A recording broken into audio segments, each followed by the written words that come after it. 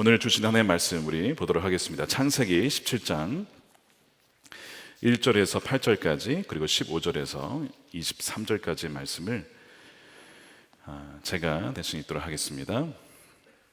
1절부터 읽겠습니다. 아브라함이 99세 때에 여호와께서 아브라함에게 나타나서 그에게 이르시되 나는 전능한 하나님이라. 너는 내 앞에서 행하여 완전하라. 내가 내 언약을 나와 너 사이에 두어 너를 크게 번성하게 하리라 하시니 아브라함이 엎드렸더니 하나님이 또 그에게 말씀하여 이르시되 보라, 내 언약이 너와 함께 있으니 너는 여러 민족의 아버지가 될지라. 이제후로는 내 이름을 아브라함이라 하지 아니하고 아브라함이라 하리니 이는 내가 너를 여러 민족의 아버지가 되게 함이니라.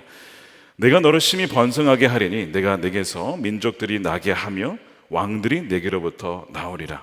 내가 내 언약을 나와 너 및 내 대대 후손 사이에 세워서 영원한 언약을 삼고 너와 내 후손의 하나님이 되리라. 내가 너와 내 후손에게 내가 거류하는 이 땅 곧 가나안 온 땅을 주어 영원한 기업이 되게 하고 나는 그들의 하나님이 되리라. 15절입니다. 하나님이 또 아브라함에게 이르시되 내 아내 사레는 이름을 사레라 하지 말고 사라라 하라. 내가 그에게 복을 주어 그가 내게 아들을 낳아주게 하며 내가 그에게 복을 주어 그를 여러 민족의 어머니가 되게 하리니 민족의 여러 왕이 그에게서 나리라.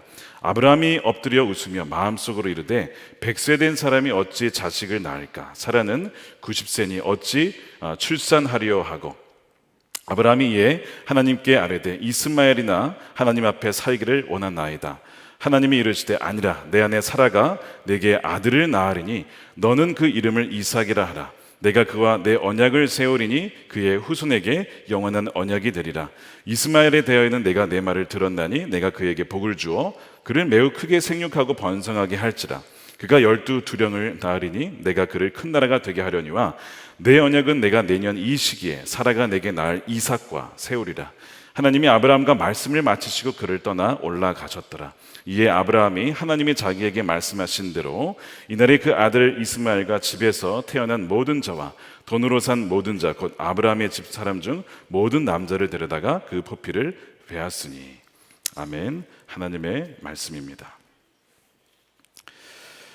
자, 우리는 지난주에 아브라함과 사레가 성급하게 하나님의 최선을 저버리고 자신들의 방법, 차선책을 선택한 일을 보았습니다. 그러나 그 결과는 이스마엘이었고 또한 두 번째 결과는 13년이라고 하는 오랜 기간의 침묵이었습니다. 바로 하나님의 부재의 시간, 하나님께서 그분의 얼굴을 감추신 시간이었죠. 그뿐만이 아닙니다. 이 13년의 시간이 흘렀다는 것은 이제는 그들이 13년이나 더 나이가 들었다는 뜻이죠. 아브라함도 그렇지만 사레는 더욱 더 그녀가 임신할 가능성이 이제는 굉장히 낮아졌다, 사실상 없어졌다는 뜻입니다. 그래서 이제 아브라함은 거의 100세가 되었고 이제 사레는 90세가 되었기 때문에 스스로 자녀를 낳을 가능성은 이제는 없는 것이라고 볼 수가 있겠습니다. 하나님께서는 바로 그들 스스로는 0.1%의 어떠한 가능성도 갖지 못할 때 바로 그때까지 기다렸었던 것이죠. 바로 우리가 스스로는 무엇인가를 하나님 나라를 위해서 또 무엇인가를 할 수 없을 그때, 전혀 할 수 없을 그때에 바로 그때가 하나님의 때라는 것을 여러분 아셔야 합니다. 바로 그때는 우리 자신의 무능력과 우리의 약함을 철저하게 깨달을 때, 바로 배우게 되었을 때입니다. 그때에 하나님의 능력이 나타나고 하나님의 임재가 또한 나타납니다. 이런 13년의 침묵을 깨고 나타나신 하나님의 첫 마디는 뭐였냐면 그분의 새 이름이었습니다. 하나님의 새 이름을 알려주시는 겁니다. 자, 1절에 이렇게 되어 있습니다. 아브라함이 99세 때에 여호와께서 아브라함에게 나타나서 그에게 이르시되 나는 어떤 하나님이죠? 전능한 하나님, 엘 샤다이, Almighty God이라고 자신의 이름을 소개합니다. 왜 하나님이 전능하신 하나님이라고 자신을 소개하실까요? 그 이유가 있는 거예요. 하나님은 불가능함이 없는 분이신데 지금 이 아브라함과 사레는 그것을 믿지 못하고 있는 거예요. 그래서 내가 어떤 하나님인지를 이 아브라함에게 알려주는 겁니다. 그래서 13년의 침묵 시간을 끊고 나타나셔서 이렇게 말씀을 하시는 것이죠. 아브라함아, 나는 사라진 것이 아니고 너를 떠난 것도 아니고 나는 능력이 없는 하나님이 아니다. 나는 전능하고 신실한 하나님, 약속을 지키는 하나님이며 나는 너를 버린 적이 없다라고 말씀하시면서 너가 나를 잠시 잊은 것 같은데 아니다. 나는 바로 너와 함께 있다는 것을 보여주시는 거예요. 그래서 하나님께서 자신이 전능한 하나님이심을 말씀하시면서 그 다음에 이제 명령을 내리시죠. 그것이 그 뒤에예요. 나는 전능한 하나님이란 너는 내 앞에서 행하여 완전하라 라고 말씀을 하시는 것이죠. 내가 전능한 하나님이니까 너는 거기에 상응하여서 너도 거기에 맞춰서 행하되 완전히 행하라고 말씀을 합니다. 이 행하라는 말을 영어로 보면 walk before me라고, 내 앞에서 걸어라 라고 되어 있습니다. 코람데오라고 있죠. 하나님 앞에서 사는 거예요. 하나님 앞에서 걸으라는 것입니다. 좀 더 쉽게 말하면 너는 지금 마치 내가 내 앞에 없는 것처럼 살고 있다. 너의 삶은 내가 존재하지 않는 것처럼 지금 살고 있는데 그러면 안 된다는 거예요. 나는 분명히 너의 앞에 늘 너의 삶을 인도하고 있다. 그러나 너의 지금의 삶은 마치 내가 없는 것처럼 살고 있다는 것입니다. 쉽게 얘기해서 마치 하나님을 투명인간 취급하듯이 안 계신 것처럼 그렇게 살아가고 있다는 것, 우리가 하나님을 무시할 수도 있다는 것입니다. 지금 아브라함은 정확하게 그렇게 살고 있다는 거예요. 지난 13년의 세월은 그런 삶이었습니다. 여러분, 믿음이 없이 행하는 삶은 무엇인가? 바로 하나님이 마치 안 계신 것처럼 사는 것입니다. 우리가 하나님을 믿는다고는 하지만 우리가 실제로 우리가 결정하고 우리가 행동하는 것을 보면 하나님이 정말 살아계신 것처럼 사는지, 아니면 머리로는 믿지만 마치 하나님이 안 계시거나 무능한 하나님을 믿는 것처럼 그렇게 살아가는 삶이 상당히 많다는 것입니다. 하나님이 저와 여러분들을 보실 때에는 과연 뭐라고 하실까? 오늘 이 말씀을 우리에게도 하시지 않겠습니까? 혹시 네 앞에서 행하여 완전하라 라고 말씀하실지도 모른다는 것입니다.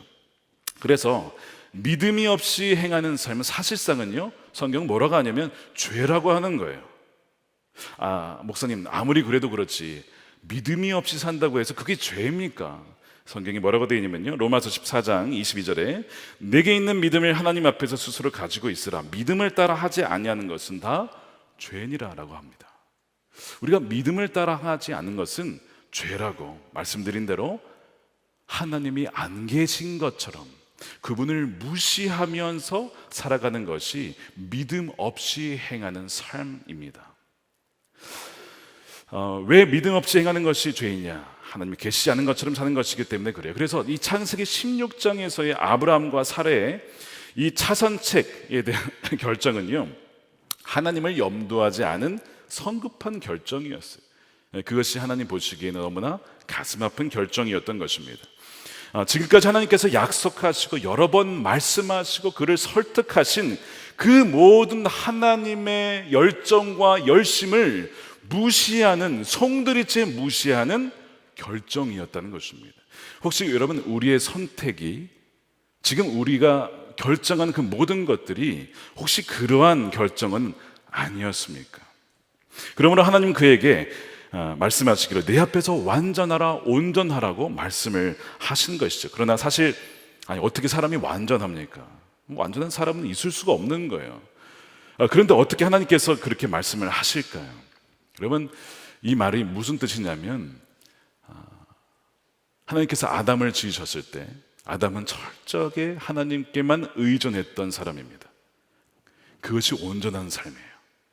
그러니까 구원은 원래 지음받은 대로 회복되는 것이잖아요.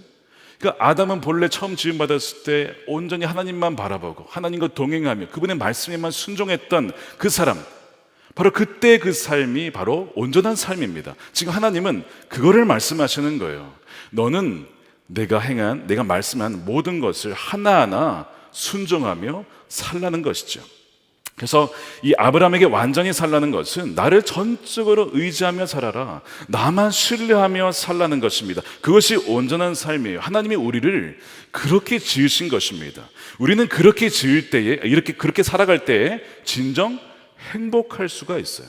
우리가 행복하지 않은 이유는요, 그분의 말씀대로 살지 않고 그분을 의지하며 살지 않기 때문에, 우리 멋대로 내 방식대로 살기 때문에 오히려 더 불행해지는 것입니다. 그래서 하나님은 지금 이 명령은요, 그분이 지으신 대로 살라는 말씀입니다. 믿지 않고 육신의 길, 정욕의 길, 멸망의 길로 가지 말라는 것이죠. 자, 어떻게 하나님을 의지하며 삽니까? 대단한 것이 아니에요. 그저 믿음으로 순종의 발걸음을 한 걸음씩 걸으라 라고 되어 있는 것입니다. 그래서 이 행하라고 하는 히브리어 할락은 그냥 걷는 거예요.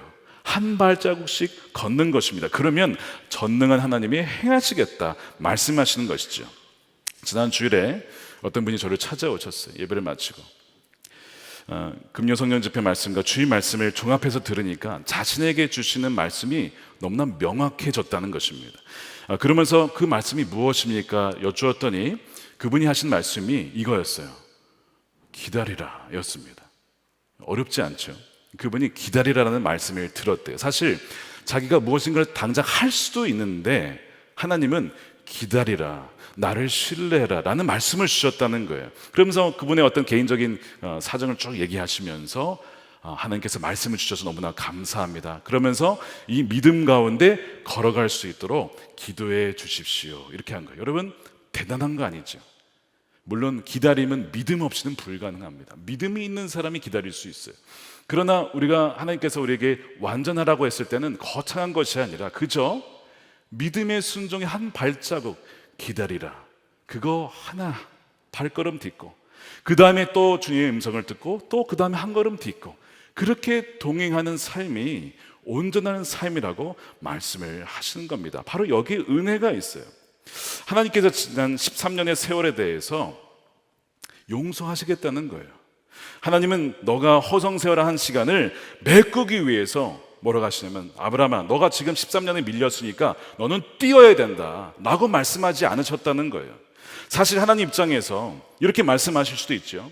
야, 너가 나를 무시해서 지난 13년간 세월 너 완전히 날려버렸어. 그러니까 너 그거 따라잡으려면 엄청나게 서둘러야 돼. 새벽부터 밤 늦게까지 일해야 되고 너 투잡 쓰리잡 뛰어가면서 해야 지난 13년에 날아간 그 세월을 다 따라잡을 수 있을 거다. 그러니까 너 정신 차려, 이렇게 말씀하실 수도 있었습니다. 근데 하나님은 뛰라고 하지 않았어요. 그저 나와 함께 다시 걷자라고 말씀하시는데, 여러분, 이것이 정말 은혜인 거예요. 우리가 정말 은혜인 것입니다. 왜냐하면 하나님은 우리가 잃어버린 13년을 찾기 위해서 쫓아가야 된다, 서둘러 가야 된다, 그렇지 않으면 너가 죽는다, 그런 말씀을 하지 않았기 때문입니다. 요엘서에 보면 이런 말씀이 나와요. 2장 23절입니다. 시온의 자녀들아, 너희는 너희 하나님 여호와로 말미암아 기뻐하며 즐거워할지어다. 왜 그럴까요?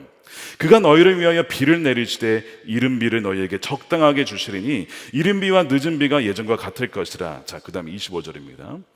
내가 전에 너희에게 보낸 큰 군대 곧 메뚜기와 느치와 황충과 팥중이가 먹은 횟수대로 너희에게 갚아줄 것이다 라고 말씀하세요. 자, 무슨 일이 있었냐면, 이 시온의 자녀들이 하나님께 불순종해서 지난주에 말씀드린 외적 징계, 외적 징계가 뭐죠? 환경을 통해서 주시는 징계입니다. 그러니까 지금 이들에게는 어떤 징계가 왔냐면, 메뚜기 떼와 황충과 팥중이 떼가 와서 모든 곡식을 다 갉아먹었어요. 그것이 1년이 아니고요, 수년을, 어떠한 곡식도 추수를 할 수가 없었던 그 수많은 세월들이 있었습니다. 그 이유는 그들이 하나님께 불순종했기 때문에, 그들을 사랑하셔서 돌아오게 하시기 위해서 하나님은 이 외적인 징계를 하셨던 겁니다. 그런데 이제 하나님이 그들이 돌아오게 되었어요. 어떻게 하시죠? 니네 밀린 거 이제 열심히 해서 열심히 추수해서 모아라 라고 하지 않고 뭐라고 하시냐면, 횟수대로 내가 다시 갚아줄 거야. 우리 하나님은 자비로우신 하나님이십니다. 자비와 공의를 풍성하신 하나님이십니다. 탕자가 돌아올 때에 마중 나가서 끌어안으며 모든 것을 베풀어 주시는 우리 하나님 아버지인 줄로 믿습니다. 하나님의 징계는 누구에게 있냐고 했냐면, 사랑하는 자에게만 있다고 했습니다. 그러니까 사랑하는 자에게 징계하시는데 죽이려는 것이 아니라 그를 살리시기 위해서 이렇게 하시는 것이죠. 그래서 하나님은 그분의 은혜에 따라 우리가 다시 하나님과 함께 동행하는 발걸음을 내딛는다면 된다, 넌 그걸로 충분하다, 그러면 전능한 내가 내가 친히 이룰 것이다. 그래서 오늘 본문에 보면요, 내가 약속을 이룰 것이다, 내가 너에게 큰 민족을 이루게 할 것이다, 계속 하나님이 이룰 것을 말씀을 하시는 거예요. 그러면서 다시 한번 언약을 하시죠. 언약을 맺으시면서 할례를 해라, 너의 옛사람의 육신의 그 정욕을 다 잘라버리고 이제는 새 사람의 모습으로 살라라고 말씀을 하시는 겁니다. 근데 오늘 우리가 할례를 다룰 것이 아니라 이제 다른 부분을 좀 더 맞출 겁니다. 뭐냐면 새 이름을 주시는 거예요. 아브라함에게 새로운 이름을 주십니다. 그것이 5절입니다. 우리 함께 읽어보겠습니다. 시작. 이제후로는 내 이름을 아브라함이라 하지 아니하고 아브라함이라 하리니 이는 내가 너를 여러 민족의 아버지가 되게 함이니라. 왜 하나님께서 그의 이름을 바꾸실까요? 자, 아브라함의 원래 이름의 뜻은 높임받은 아버지라는 뜻입니다. 높임받은 아버지. 그러나 이제 일부 학자들의 견해에 의하면요, 이 이름이 단지 어느 누군가의 아버지가 아니라 그가 갈대아 우르에서 살았을 때 그의 아버지에 의해서 데라에 의해서 지음받은 이름일 텐데, 바로 그 이름이 이 갈대아 우르의 달의 신과 연관된 이름이라는 것입니다. 그러니까 높임받은 아버지는 단지 사람을 말하는 것이 아니라 바로 우르의 달의 신을 가리키는 것이다 라는 견해입니다. 그런데 하나님께서 그 이름을 이제 바꾸시는 것이죠. 아브라함이다, 너는 수많은 민족의 아버지가 될 것이다 라고 말씀을 하신 겁니다. 한 가정도 아니고 한 민족의 아버지도 아니고 수많은 민족의 아버지가 될 것이라는 것입니다. 이거는 창세기 12장 2절에서 처음에 하나님께서 말씀하신 그 연장선상에 있습니다. 너로 하여금 큰 민족을 이루고 너의 이름이 창대해질 것이다 라고 약속하셨죠. 거기에 포함된 의미예요. 자, 하나님이 그의 이름을 바꾸시는 이유가 있습니다. 하나님의 계획은요, 우리 인간의 계획과 비교할 수 없이 크다는 것을 잊지 않도록 하기 위해서 아예 이름을 바꿔주신 거예요. 이름을 아예 바꿔주셨어요. 원래 아브라함의 소원이 뭐예요? 그저 자식 하나 낳는 겁니다. 아주 소박한 꿈이에요. 그냥 뭐 더 바라는 것도 없어요. 그냥 자식 하나 낳겠다는 것이죠. 그런데 하나님의 계획은 그게 아닙니다. 그를 통해서 큰 민족들과 여러 민족들이 나오고 왕들이 나오며 궁극적으로 예수 그리스도가 나게 하시고 그를 믿는 자마다 하나님의 자녀가 되는 수많은 저와 여러분들과 같은 자녀를 낳게 하시는 것이 하나님의 계획이에요. 자, 보세요. 아브라함의 계획과 뜻과 하나님의 계획이, 이건 비교할 수 없이 큰 것이죠. 그래서 하나님이 그들의 하나님이 되게 하는 것이 하나님의 뜻이었습니다. 그래서 7절에 내가 내 언약을 나와 너와 후손 사이에 맺을 것이다. 나는 너만이 아니고 내 후손의 하나님이 될 거야. 8절에도 내가 너와 내 손에게 내게 거류하는 이 땅 가나안 땅을 줄 것이고 영원한 기업이 되게 하고 나는 그들의 하나님이 될 것이다. 하나님은요, 단지 이 아브라함에게 자녀 하나 주는 것만이 아니라, 그리고 아브라함과의 1대1 관계만이 아니고 그의 후손을 통해서 나오게 수많은 이들과도 관계를 맺어서 나는 그들의 하나님이 될 것이라고 말씀을 하시는 것입니다. 어마어마한 계획이에요. 이건 인간의 상상으로도 할 수 없는 계획입니다. 믿어지지 아니하는 그분의 뜻입니다. 그래서 워낙 하나님의 계획이 크니까 이거 받아들이기가 사실 어렵거든요. 믿어지지가 않거든요. 그러니까 계속 하나님, 지금 아브라함이 안 믿고 지금 그러고 있는 거잖아요. 여러분 같으면 믿어지시겠습니까? 이 약속이? 안 믿어지죠. 너무 크니까. 그래서 이번에는 아예 이름을 바꿔버려가지고 그 이름 안에 여러 민족의 아버지라는 그 이름의 뜻을 가진 이름으로 바꿔주시는 거예요. 너무 안 믿으니까. 이것이 하나님의 바꾸신 이유입니다. 하나님의 생각은 너무나 다르다는 거예요. 스케일이 다릅니다. 이사야 55장 8절 유명한 말씀이죠. 우리 함께 읽어보겠습니다. 시작. 이는 내 생각이 너희의 생각과 다르며 내 길은 너희의 길과 다름이니라. 여호와의 말씀이니라. 이는 하늘이 땅보다 높음 같이 내 길은 너희의 길보다 높으며 내 생각은 너희의 생각보다 높음이니라. 자, 하나님의 생각은 우리의 생각과 다르다고 했습니다. 다를 뿐만 아니라 우리의 생각보다 높다, 우리의 생각보다 크다라고 말씀을 하십니다. 비교급을 하세요.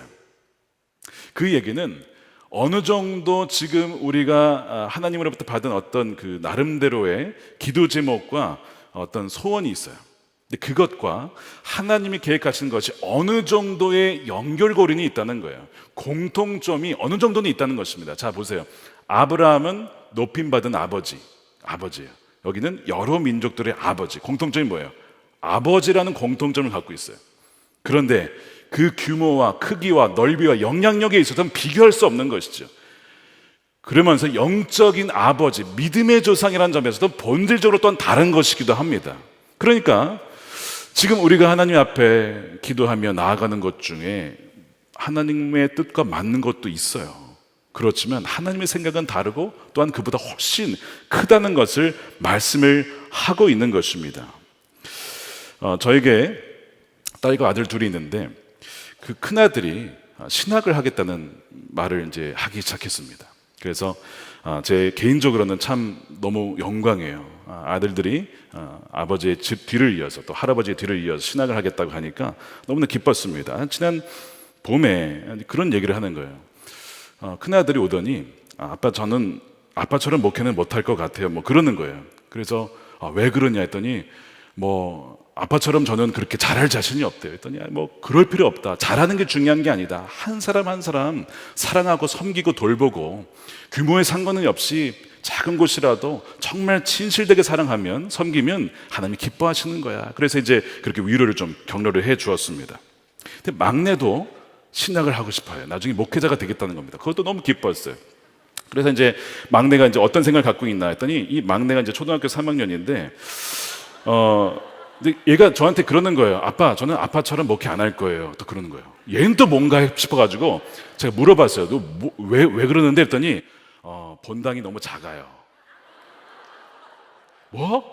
뭐라고?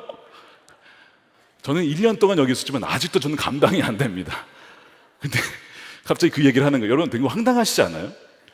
황당하시죠? 예, 황당합니다. 굉장히 황당합니다. 제가 믿음대로 될지어다라고 해야 될지 아니면 얘가 아직 쓴맛을 못 봐서 그렇구나 인생에 뭐 그렇게 해야 될지 제가 잘 모르겠어요.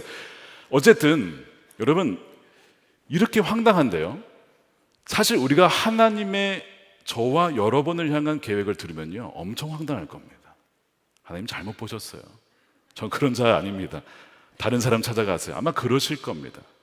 아마 아브라함과 이삭이 했던 것처럼 어떻게 해요? 피식 웃을 겁니다. 우리가 어떻게 자녀를 낳아? 아브라함도 그랬고 사레도 웃었어요. 그건 불가능하다는 것이죠. 이게 하나님과 우리의 차이입니다. 여러분 그것을 느끼고 있지는 않으십니까? 아브라함은 그저 아들 하나 낳는 것인데 근데 그것마저 잘 안 되니까 이 지난 15장에 살펴봤잖아요. 대안이 뭐였어요? 엘리에셀이 그냥 상속자가 되면 됩니다. 그게 아브라함의 수준이라고. 아브라함의 수준. 사레는 뭐였어요? 하갈을 통해서 나면 되는 거 아니에요. 이게 하갈의 수준이고 이것이 사레의 수준이에요. 여러분 우리도 마찬가지예요. 우리의 생각은 거기에 머물러 있습니다. 그런데 하나님의 생각은 뭐였냐면 다시 한번 말씀드리지만 6절을 보세요. 내가 너로 심히 번성하게 하리니. 아니 지금 자녀 하나 없어요. 근데 심히 번성하게 하겠대요 하나님이. 내가 너에게서 민족들이 나게 할 것이고 왕들이 내게로부터 나오리라. 이것이 하나님의 뜻이었습니다. 유진 피터슨이라는 분이 돌아가셨지만 그 미원고를 모아서 출간한 책이 있어요. 잘 산다는 것. 이 제목이 그겁니다. 잘 산다는 것. On Living Well이라는 제목인데요. 거기에 보면 잘 산다는 게 뭐냐? 이제 여러 가지 짧은 글들이 쫙 있습니다. 근데 거기에 꿈과 환상이라는 그 챕터가 있어요. 거기에 이런 내용을 그가 썼습니다. 제가 한번 읽어볼게요. 잘 들어보세요. 삶의 대부분은 우리가 흔히 볼 수 없는 것들로 이루어져 있습니다. 세상에는 우리를 표면에 머물게 만드는 강한 힘이 있습니다. 그러니까 겉만 보게 만드는 힘이 있다는 것이죠. 그 힘들은 우리 삶의 풍성한 내면을 약화시키고 볼 수 있는 것으로만 우리를 축소시킵니다. 이것이 세상이 하는 일입니다. 죄가 하는 일입니다. 우리는 우리 스스로를 어떤 직무 능력의 스스로를 규정을 시킵니다. 하나님은 우리에게 꿈과 환상을 주시는데 그 이유는 바로 우리가 온전한 것에 접근하게 하려는 것입니다.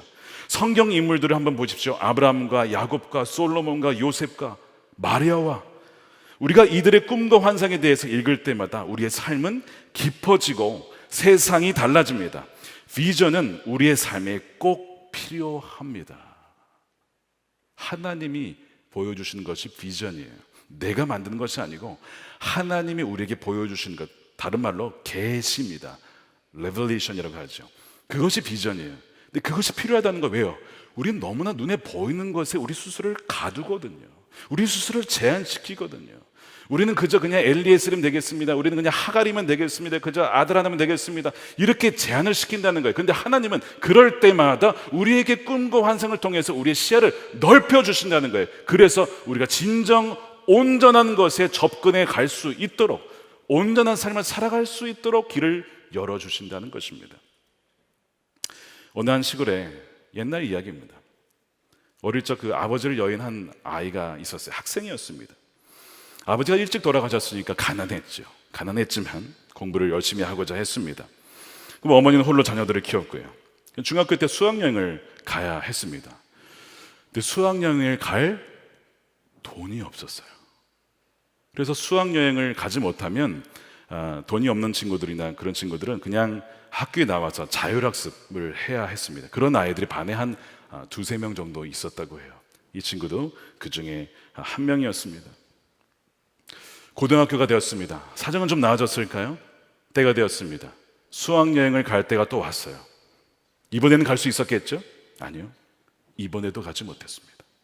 이번에도 돈이 없어서 가지 못했어요. 그저 학교에 나와서 교실에 나와 있어야 했습니다. 며칠 뒤에 학생들이 돌아왔습니다. 아이들이 여행 기간, 이 수학여행 기간 동안 있었던 많은 좋은 재미있었던 일들을 막 얘기하는 거예요. 선생님 몰래 나가서 밤에 놀았던 이야기들, 여학생들 나가서 꼬셨던 이야기들, 이런 일들을 돌아와서 막 이렇게 영웅담처럼 막 얘기를 하는 겁니다. 그런데 이 친구는요, 그저 홀로 창밖을 보고 있는 거예요. 수학여행을 가지 못했기 때문에. 그의 마음이 어떠했을까? 여러분 상상이 되십니까? 그 아이가 이런 생각을 하기 시작했습니다. 중학교 때도 그랬고 이번 고등학교 수학여행을 가지 못해서 동일한 꿈을 꿉니다. 나는 커서 어른이 되면 너희들이 가보지 못한 넓은 세계를 여행할 거야. 너희들이 꿈도 꾸지 못할 세계로 여행할 거야. 여러분 사실 말도 안 되는 것이죠. 수학여행도 못 가는 그 형편에 무슨 수로 세계 여행을 갑니까? 정말 우스운 일이죠. 우스운 생각이고 우스운 꿈입니다. 그런데 이 아이에게는 아버지는 없었지만 누가 계셨을까요?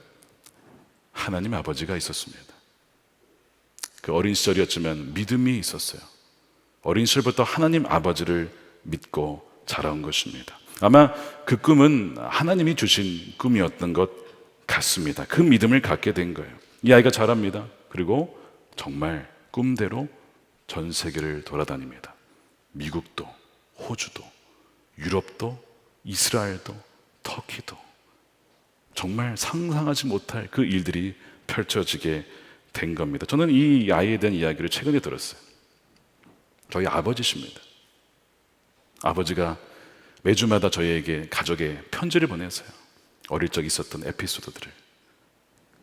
아버지가 그때 그랬었구나.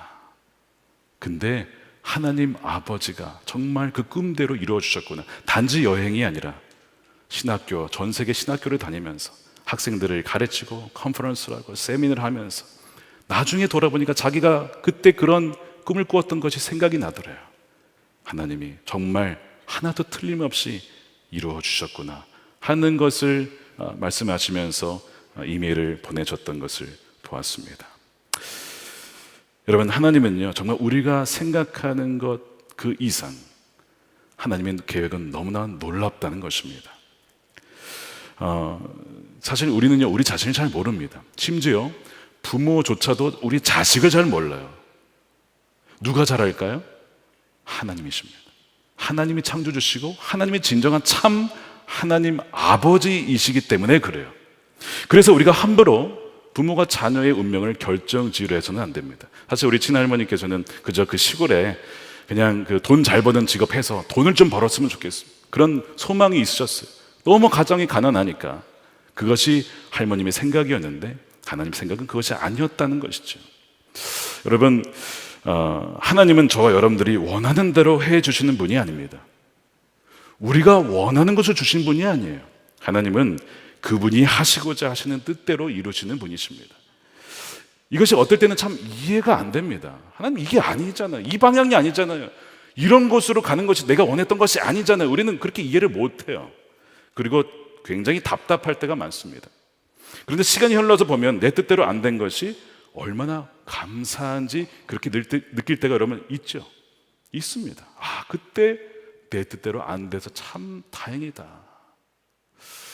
여러분, 만일 아브라함 생각과 또한 계획대로 되었다면 그가 믿음의 조상이 되었을까요? 아니요, 안 됐을 겁니다. 절대로 안 됐을 겁니다.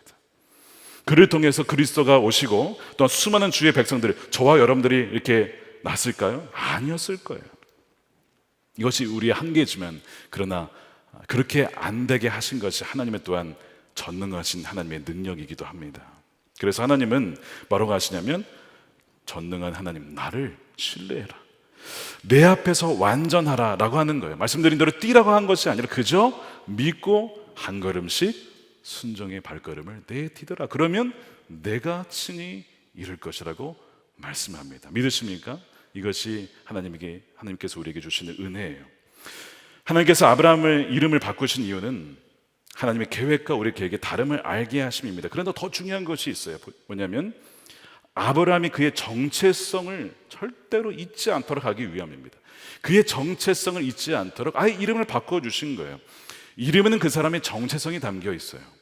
정체성이 결정하는 것은 관계입니다. 내가 어디에 속해 있는가, 내가 누구의 자녀지, 이렇게 할 때 정체성이 결정이 되죠.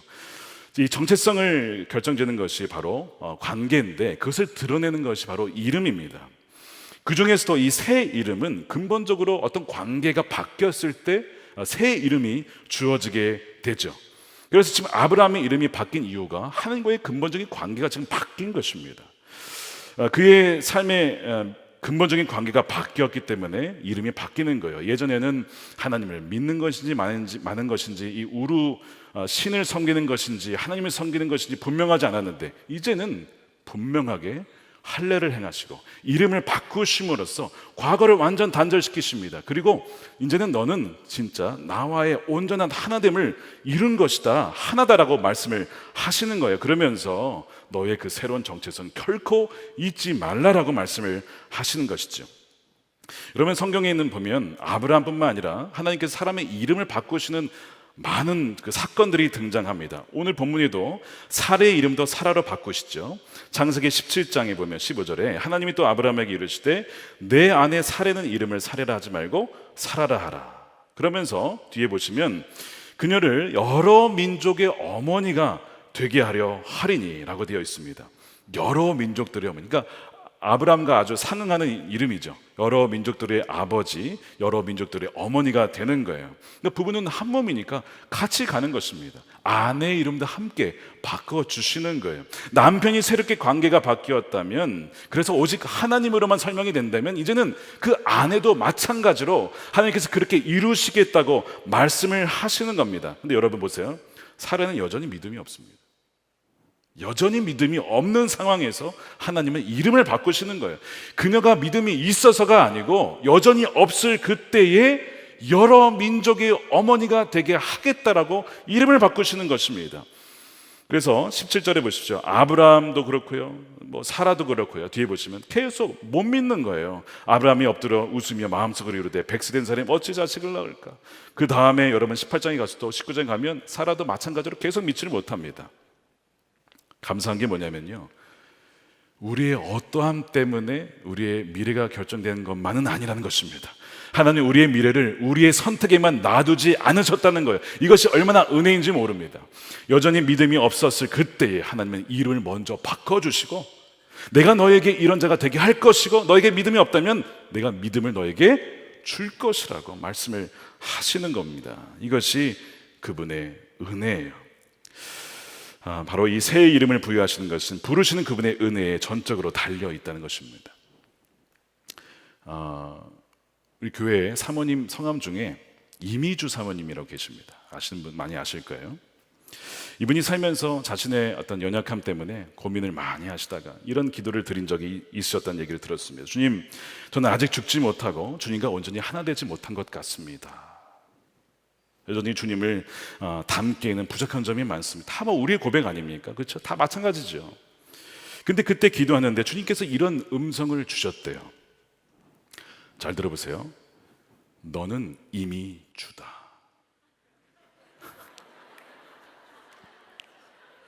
너는 이미 나와 하나가 되어서 이미 주다. 더 이상 근심하지 않고 염려하지 않고 믿음으로 그냥 받았대요. 아멘. 아멘으로 그냥. 여러분 놀랍지 않습니까? 믿음으로 취하라는 거예요. 우리가 어떤 게 잘하니까 순종하니까 새 이름이 바뀌는 게 아니고 지금은 아니지만 이미 너가 은혜로 복음으로 십자가에서 하나가 되었다는 것을 믿으라는 것이 너는 이미 새로운 존재라는 것입니다. 제가 그 얘기 듣고 얼마나 웃었는지 모릅니다.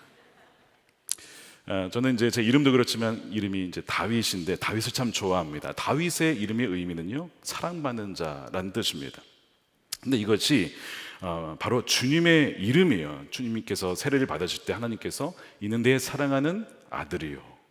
그렇죠?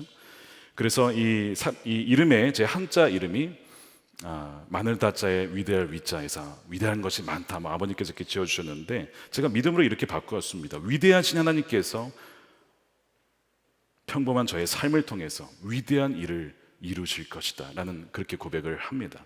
그래서 힘들고 괴로울 때마다 이름을 붙잡고 기도할 때도 있었어요. 하나님 사랑받는 자라고 하셨죠. 하나님 저를 사랑하신 줄로 믿습니다. 하나님 외롭고 힘들 때마다 저를 버리지 않으셨음을 저는 믿습니다.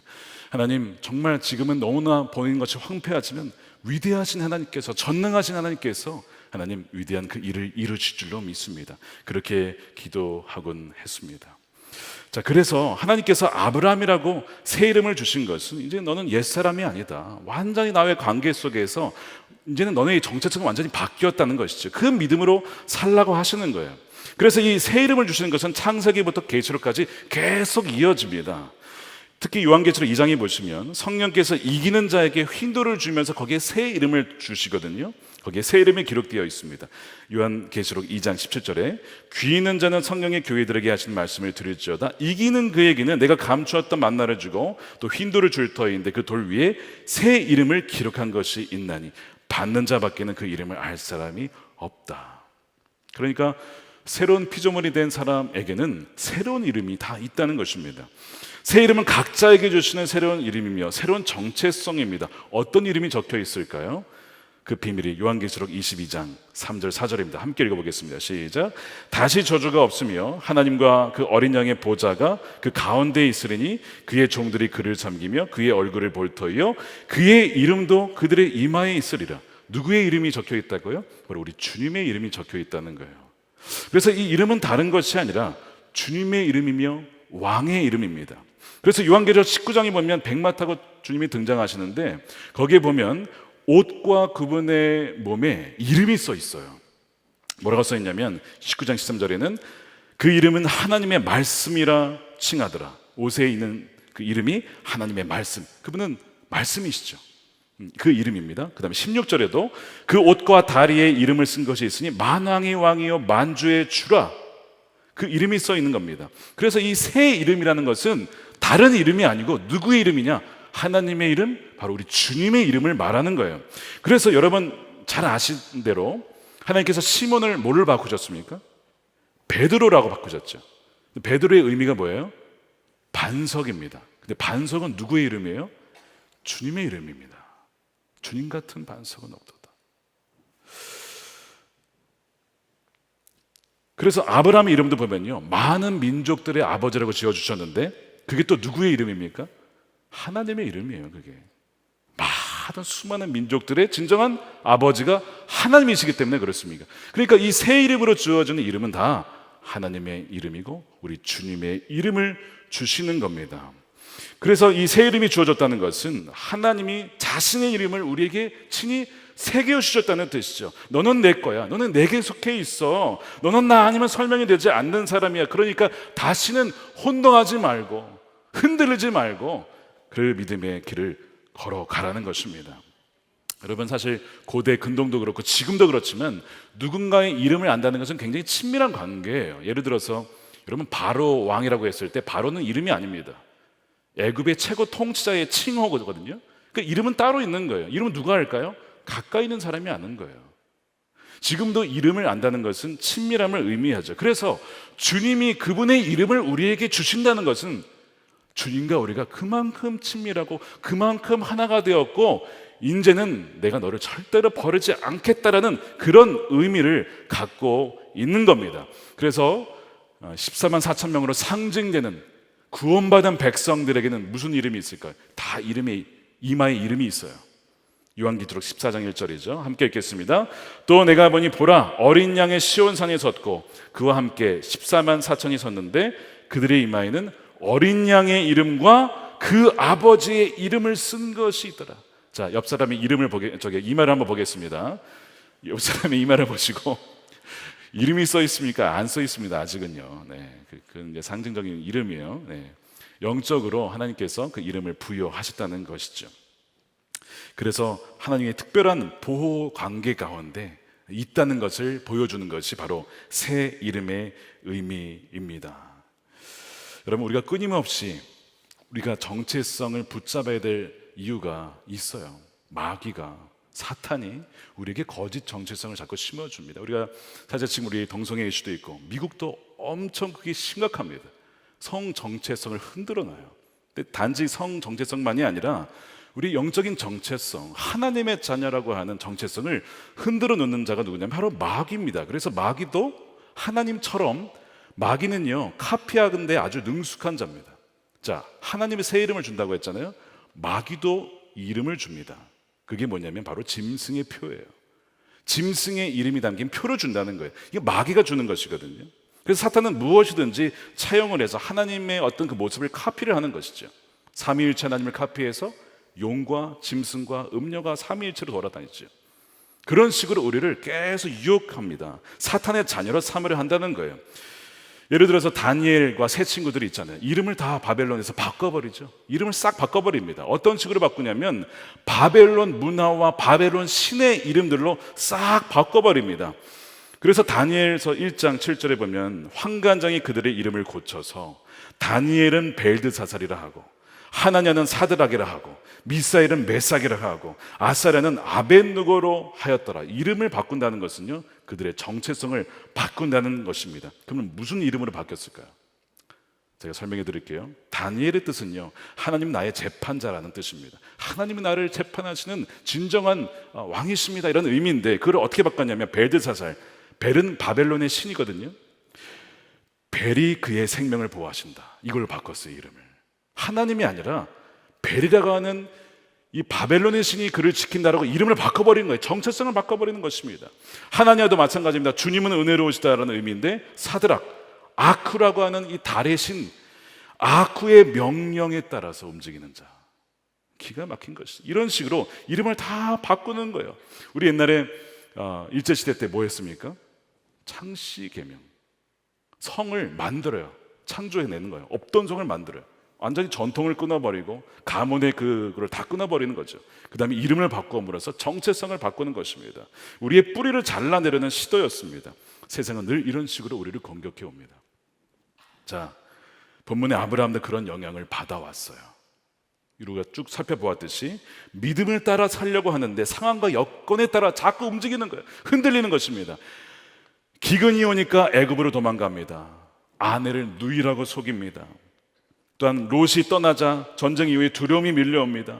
보복에 대한 두려움이 밀려옵니다. 또한 이대로 자식 없이 죽는 것 아니냐, 하나님이 나를 버린 것 아니냐, 하나님이 능력 없는 것 아니냐, 이 모든 생각들이 누가 주는 생각이에요?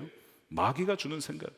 그래서 하나님이 너를 버렸어? 넌 하나님의 자녀가 아니야? 우리의 정체성을 계속 흔들어 오는 것이죠. 그래서 나중에는 여종을 통해서 낳자, 아니다 나의 종을 통해서 엘리에스를 통해서 이어가자, 이런 식으로 계속 유혹해 오는 것입니다. 지금 여러분들도 여러분의 생각 속에, 마음 속에 이런 공격을 받는 분들이 분명히 계실 거예요. 더 이상 주님과 동행하는 것은 이제 힘든 것 같아, 그만둬야겠어.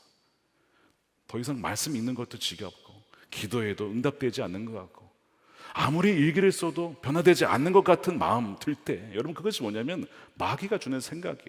이 세상이 얼마나 우리를 미디어로, 영상으로, 다양한 방식으로 우리를 공격하는지 모릅니다. 우리는 무의식적으로 그걸 받아들이죠. 그 안에 정말 쓰레기와 같은 것들이 참 많이 있어요. 그것들이 가만히 있는 것이 아니라 우리의 정체성을 뒤흔들고 있다는 것입니다. 그래서 하나님이 하시는 게 이름을 바꾸시는 거예요. 절대 잊지 말아라. 난 널 버린 적 없다. 약속 버린 적 없다. 바꾼 적도 없다. 너를 포기한 적도 없다. 나는 너를 수많은 민족의 아버지가 되게 할 거야 라고 하는 아브라함으로 하나님이 바꾸신 것입니다. 그것이 정확하게 우리에게도 하시는 일이에요. 우리의 이름이 있어요. 우리는 그리스도인이라는 이름이 있지만 또한 성경에 보면요, 하나님께 주신 이름이 있습니다. 이사야 62장 2절과 4절 말씀을 우리 함께 읽어보겠습니다. 시작.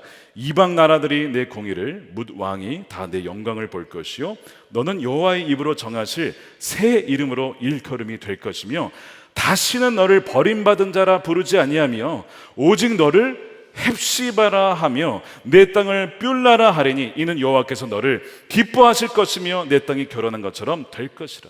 헵시바는 무슨 뜻이냐? 내가 너로 인하여서 기뻐한다.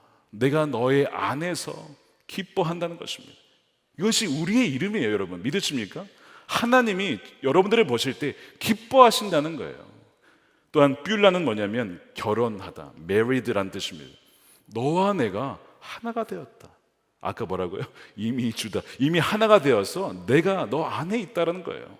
이것이 뷸라의 의미입니다. 얼마나 영광스러운 이름인지 모릅니다. 믿음은 하나님의 설득이라고 말씀을 드렸죠.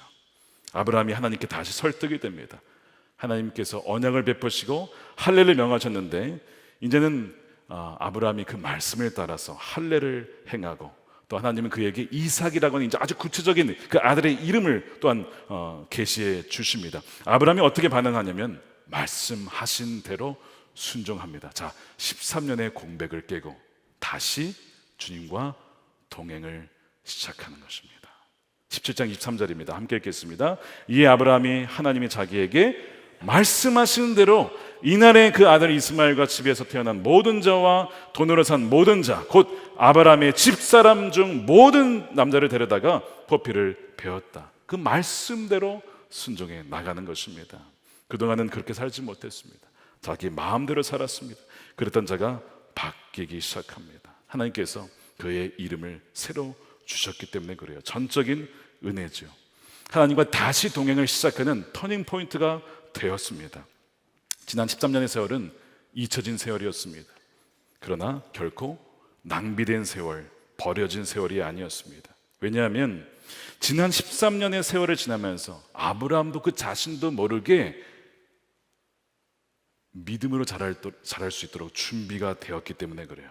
침묵이라고 하는 외적 징계를 통해서도 그가 성장을 하게 된 것입니다.